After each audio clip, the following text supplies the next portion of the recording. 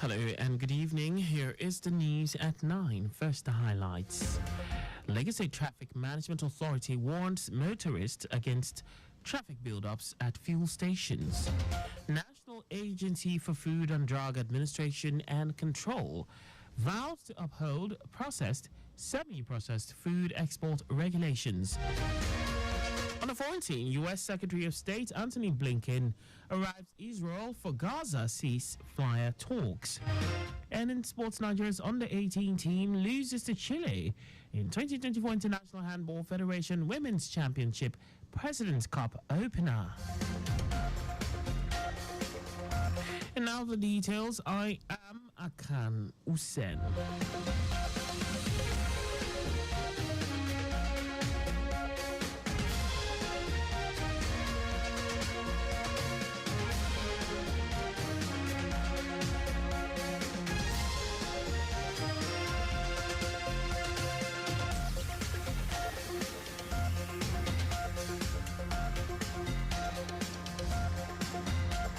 The Lagos State Traffic Management Authority, LASMA, has issued a warning to motorists queuing for fuel at various filling stations, leading to severe traffic congestion in the state.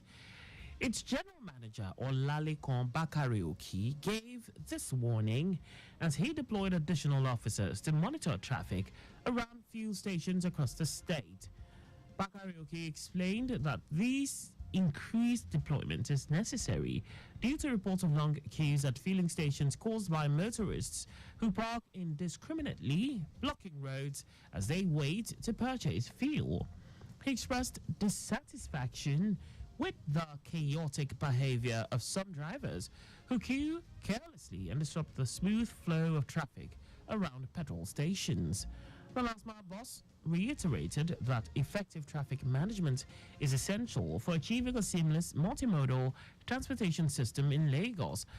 Bakarioki urged the public to use LASMA's new toll-free line of 08000527862 for complaints, comments, and commendations. The Lagos State government, through the Ministry of Wealth Creation and Employment, has commenced the computer-based test CBT for post-NYSC graduates who desire to partake in its Graduate Internship Placement Program, GIPP.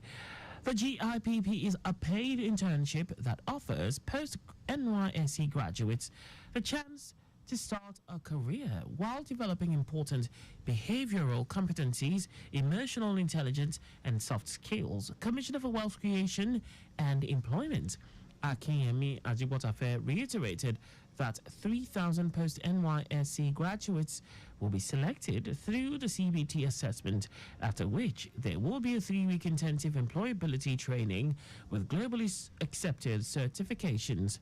Upon completion, successful candidates will be placed on a 3-month internship in various organizations based on a course of study, with a monthly stipend of 60,000 naira.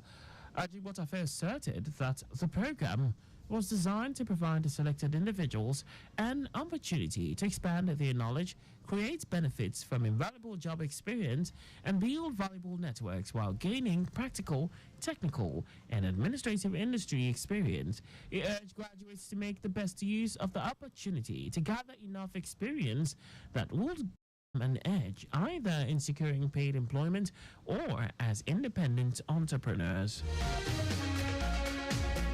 Special advisor to the Lagos State Governor on Political, Legislative, and Civic Engagement, Tajuddin Afolabi, says the newly launched engagement channels by the Babajide Sanwo-Olu administration aimed at enhancing communication between the state government and residents are recording a significant volume of feedback from Lagosians. Afolabi said the present administration remains committed to fostering an open dialogue with the public towards building a more responsive and accountable government. He added that the feedback received so far will be instrumental in shaping the state government's ongoing policy decisions. The Lagos State government's free medical out Alafia ECO has been reintroduced for the benefit of residents of the state, giving details on the outreach at a news conference, Special Advisor to Governor Babajide Sanwo-Olu on Health, Kemi Ogunyemi, said the program will resume in 12 designated centers across the 6 health districts. Ogunyemi encouraged residents to take advantage of the initiative by visiting the designated centers near them to receive basic medical care. According to her, the services offered at the centers include free blood sugar and blood pressure checks, treatment of minor ailments, free medications, HIV counseling and testing, health insurance registration, free eye checks and eyeglasses, health talks, and counseling. Now to the rest of the stories. The National Agency for Food and Drug Administration and Control has cautioned Nigerians involved in the export of processed or semi-processed foods not to expect any compromise on the regulations governing the industry. NAFDAC's Director General Mojisola Adeyeye affirmed the determination of the agency to remain steadfast in enforcing these regulations, which serve as legal frameworks to ensure compliance across all sectors, including the manufacturing, importation, exportation, distribution, advertisement, sale, and use of regulated products. She noted that NAFDAC's firm stance is necessary in light of the rejection of certain Nigerian food exports, as well as concerns raised by cocoa stakeholders regarding the NAFDAC Export Regulation 2024, posted on the agency's website for public comment. In a statement by the agency's resident media consultant, Shayo Akintola, the Director General, during a consultative meeting with the Cocoa Processors Association of Nigeria, COPAN, and other stakeholders in the food export sector, allayed the fears initially expressed by the cocoa stakeholders over the draft regulations. Director General of the National Association of Chambers of Commerce, Industry, Mines and Agriculture, Olushola Obajimu, a representative of COPAN, expressed satisfaction with NAFDAC's regulatory approach, noting that it aligns with the goals to achieve global standards in food exports. At least 250 houses have been destroyed following a heavy downpour at Natsinta village in Jibia local government area of Katsina State. The state has witnessed 1 week of unprecedented rainfall since Saturday last week. According to a report, no life was lost when the torrential rain, which lasted for 3 days, precisely between last Thursday, Friday and Saturday, without respite, and several persons were said to have sustained various degrees of injury. The disaster left most of the affected houses' occupants in a state of distress and uncertainty. A resident of the village, Masudu Lawal, attributed the disaster to the disruption of a crucial drainage channel, which had exacerbated the magnitude of the disaster. And now to foreign news. U.S. Secretary of State Antony Blinken has arrived in Israel shortly in his latest effort to push for a ceasefire and hostage release deal in Gaza. His 9th trip to the region since the war began in October comes days after the United States presented a modified proposal aimed at bridging long-standing gaps between the two sides. The U.S. and Israel have expressed optimism about a deal since talks resumed in Doha last week. But Hamas says suggestions of progress are an illusion. Differences are said to include whether Israeli troops will be required to withdraw fully from the Gaza Strip, as Hamas insists. A Hamas source said the proposals include the IDF maintaining a reduced presence along the Philadelphia corridor, a narrow strip of land along Gaza's southern border with Egypt, but Israeli sources noted that other procedures along the border could compensate for an Israeli withdrawal from the area in the first phase of the deal. In now sports.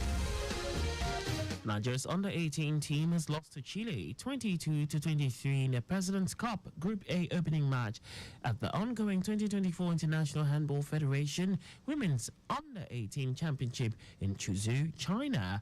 After the conclusion of the preliminary stage, Nigeria qualified for the President's Cup, having missed out on the main round. During the preliminary stage, the Nigerian team lost the first Group B match to Croatia 33-11 and fell to Montenegro 26-9, but managed to secure a win against Angola 29-21. These results placed the team third in Group B, advancing them to the President's Cup, while Croatia and Montenegro, who finished first and second, qualified for the main round. The last placed Nigeria in second place, with Austria leading the group, while Chile and Angola occupy the third and fourth positions. Nigeria will face group leaders Austria, while Angola will take on Chile on Tuesday, August 20.